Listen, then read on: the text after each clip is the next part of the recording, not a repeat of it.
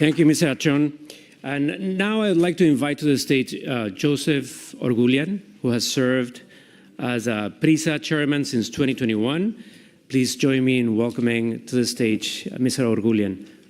Good morning, how are you? Thank you. Thank you, everyone.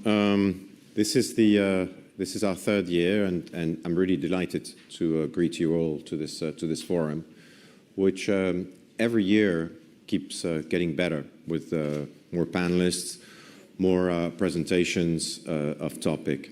Obviously, we all have in mind the U.S. elections in the next few weeks and its consequences on the geopolitics and on the economy at large. And it looms large on a lot of our businesses and a lot of the decisions that we'll be taking. But we'll be discussing a lot of the structural changes that are taking place in our economies in the coming hours and the impact that those elections might have.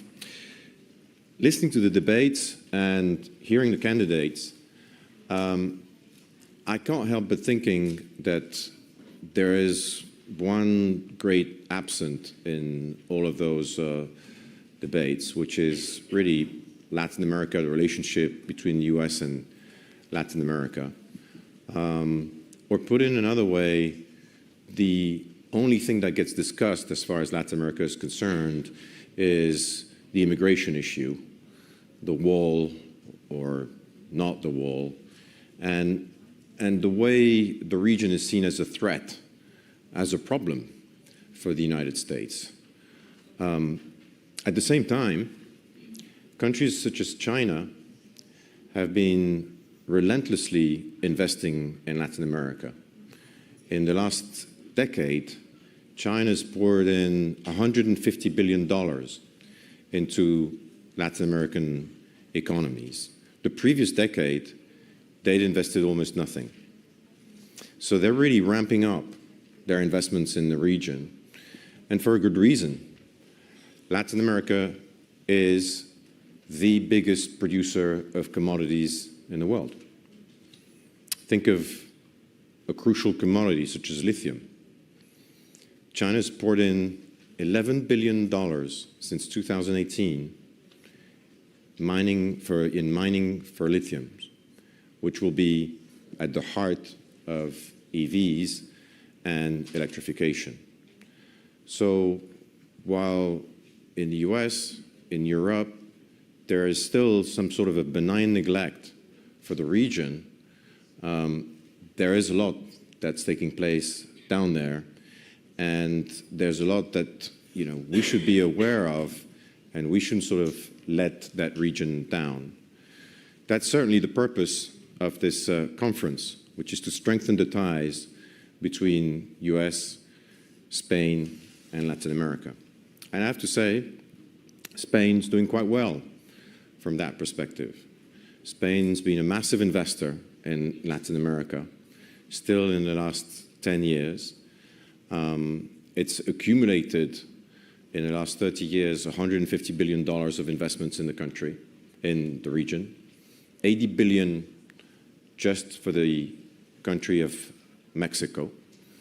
Even countries such as the Dominican Republic, which seems to be an example in terms of governance and politics, well, 2 billion from Spain. And so I'm proud to say that Spain hasn't given up on the region. And for us, Grupo PRISA,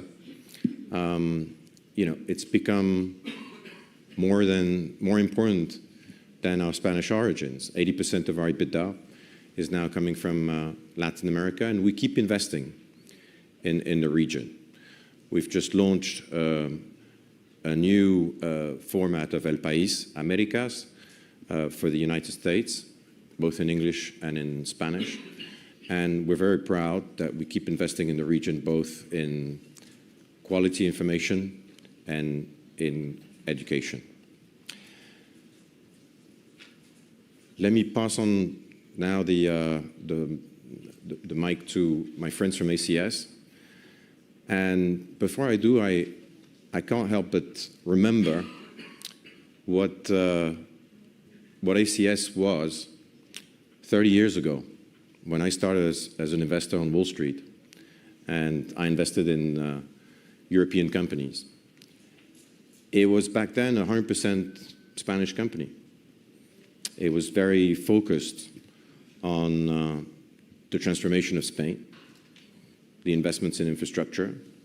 There was a lot to do. There were huge programs to modernize the country. And yet, at some point, it started looking abroad, it started investing abroad, and today it's the largest construction company in the world, present all over the globe, really. And I'm very happy for them, and I'm very proud of them to see how much work has been done and how much, if you have a long-term strategy, if you have a long-term vision, where you can transform a company from what was a very national-centric company into a world champion. Thank you.